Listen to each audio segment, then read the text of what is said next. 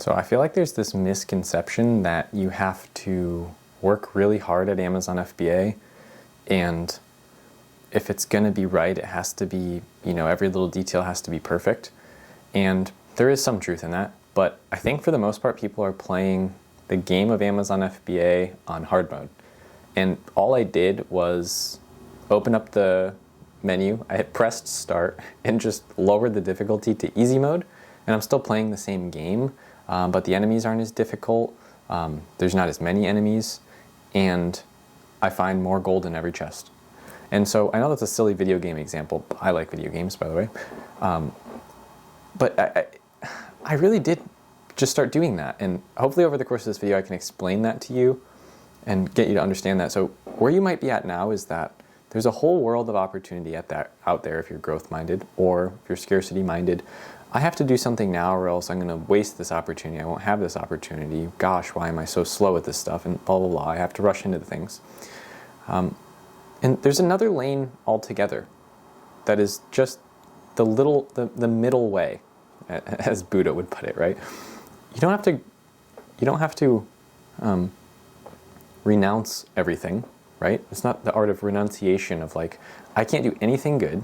I can't do anything easy. I have to make this another full-time job for myself. And then there's the path of like, I'll try a little bit. I found that the easiest thing to do is just take the middle way. And so there's a few components that I just didn't want to have to compete on anymore. It was exhausting to me. And so I just picked a market where that wasn't going to be the case. And so we just closed off the last month at $40,000 in sales. And let me see if I could see it from across the room. 11,000 something in profit. It was a good month. I'm doing exactly what I said I was going to do. I posted a video a couple months ago with my goals. I wanted to increase profit in the brand. That's going beautifully, right? We've been increasing profit and sales every month. So you would think, oh, Paul must be working very hard. He must be just, oh God, what a good guy. He's just working so hard all the time.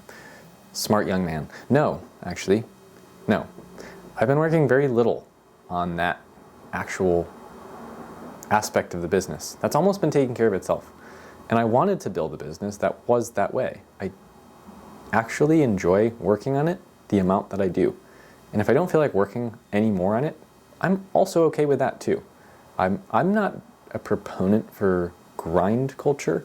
Like I have a really well-balanced existence, I feel. Like I have a North Star within me that I follow. And I don't overindulge in things. I take the middle way, okay? And so the hard way, playing on hard mode on Amazon FBA, is that you're competing with 100 other people trying to outsell them on the same offer. So you have to constantly work to sell customers on your offer, or you have to constantly lose money because you're not portraying how valuable you are to the marketplace. And for good reason, you chose to play on hard mode. There's another option. You can go into a market where you have a unique offer that no one else has, spend a little bit more time up front coming up with something proprietary. That's not new. When people hear me say this, they get scared off because they're like, well, I don't want to invent anything. I don't want to innovate anything. That's fine. And oftentimes inventions are over-innovated. It solves a problem. We've all seen Shark Tank episodes where they're like, I made, the thing that prevents you from stubbing your toe on Tuesday when you get home and it's late and you're drunk and there's a light on and it lights up the step right at this angle. And it's like, we don't need that, okay? We don't need that. It's too much. And so that's not what I mean. That would be playing, again, on hard mode. You'd just be taking one game out and putting a new game in. Private label is so far the other way. And what people think, at least what I thought, was that I'm playing on easy mode here because I'm not spending too much time on the product. The product has already proven it sells well. I'm just going to slap my label on it. But by choosing to take the easy route there, you're creating a very hard long game. You're playing an easy short game and a hard long game. I played a hard short game and an easy long game. Doesn't that make more sense? I want to spend the majority of my time thinking about the future products and being able to let this thing kind of take care of itself. And people are shocked when I tell them, like, I spend like 40 minutes a day on my existing Amazon account. Max, right? I'm doing stuff, I'm looking at stuff, I'm analyzing stuff, I'm making sure everything's running smoothly, I'm monitoring when we need to reorder, and most of this stuff's just covered by software. So it's kind of just, I would say it's more like 10 to 15 minutes a day. I'm being serious about that product that I just showed you the sales of. Where most of my time is dedicated now is on the next one, to do this again. So to go from 40 or 50K a month to 100K a month, how do I do that? Well, I just need another offer that stands by itself. People buy it. That still feels like it's from me and from my brand. But there's another trap that's hidden in here that could turn it into hard mode again, which is you don't want to get too, my girlfriend brought this point up to me. She was listening and watching an episode of Shark Point, and she brought it up because she knows I love brand building. And Mark Cuban said this line. He was like, most people are too caught up on building a brand when really they should just focus on selling their product. And I thought that was so wise, right? Because yes, you can set the foundation of like, here's who we are and this is what our brand is and what it feels like to interact with us. But you need to be focused on now just getting a bunch of customers. Like that should be your main effort. Okay, so get in front of a bunch of customers. Like don't focus too much on your Instagram account or your bio or what emojis you use and what font you use on your website, right? It's like that stuff is not getting you more sales. And again, you're just trading for a new difficulty in a new game, right? You didn't switch to easy mode. And so I want to see this through because I saw this title on, that might be loud, but whatever. Layla Hermosi did like a stop living life on hard mode. And I was like, oh, that's a really good way of putting it. I want to do stop playing Amazon FBA on hard mode. Because I was in the rat race. Like you think, you get a job, you have that job, you want to quit the job, so you're like looking up how to make money online. I know this is probably you if you're here. And you see Amazon FBA and you picture it's no longer the rat race. But for some reason, I just got into it again and I was like, I'm just constantly showing up to work to fight off other sellers and think through how we're going to get profit back up because it got crushed by a red ocean of people lowering the price of this product and companies lowering the price because there's just so many of the same stuff. So playing on easy mode it's an old word in business. It's what's proprietary about you. That's easy mode. Because when someone has to buy it, what you like, and if they like it and you design something they liked well, they have to buy it from you. There's not another option. It's from you.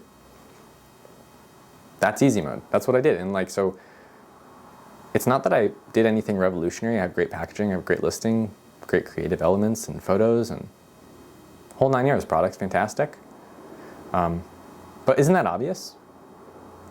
Do you see what I'm saying here? It's not that hard. Just like find someone who wants something, who's enthusiastic about the thing, really wants it. And I don't mean like they want it and like I need new sponges because my sponge is old and dirty and I need to get more kitchen sponges. That's not a want. It's more of a need. Okay, so I don't want a problem solution market where I never interact with this person again. And we have 161 existing active subscriptions, which means that 5 people a day, slightly more than 5 people a day, are buying my product on autopilot, monthly subscriptions. So repeat purchases for people who are enthusiastic about my niche. And again, just do that again. Okay, that's like scaling on easy mode. Maybe there needs to be a second part of this video. But just sell something no one else has. And I don't mean a new color, a new differentiation. Just take a deep look at what people are asking for off Amazon, talking about in forums. And if they're not, it's a sign that it's a bad market. No one's talking about this thing other than they're just ordering it on Amazon. There's no groups, no discussions, no forums, no YouTube videos about it. I will say it doesn't fit into my criteria of what a good enthusiast market looks like. It's probably more of a problem solution market. Okay, and so if you want to start playing on easy mode, find an area where people are enthusiastic, commit to it. Make something that no one else has. That still solves the same problem. We're talking about a factor that no one else has. It doesn't have to be a redesigned product from the ground up. That's why I made that distinction between innovation, which is often too futuristic and far beyond what the customer currently needs, and what I did, which is make the same product, redetermine what it should be based on outside factors, like what are people talking about needing, and then look at Amazon, what's not true about that, and make the missing link, and then present it in a way in which only you can present, and use some of the marketing terminology about why this is going to improve their actual experience, or the experience of whoever's using it, if they're buying it for someone else, etc. Okay, so I mean that was my rant for today. I know I said I wasn't busy working on this last Amazon product, but I am having a lot of fun developing the new product, and so I need some time for that. But thank you so much for being here with me. If you enjoyed this video, be sure to subscribe down below. And there's another video for you to watch right here. I'll see you in that one later.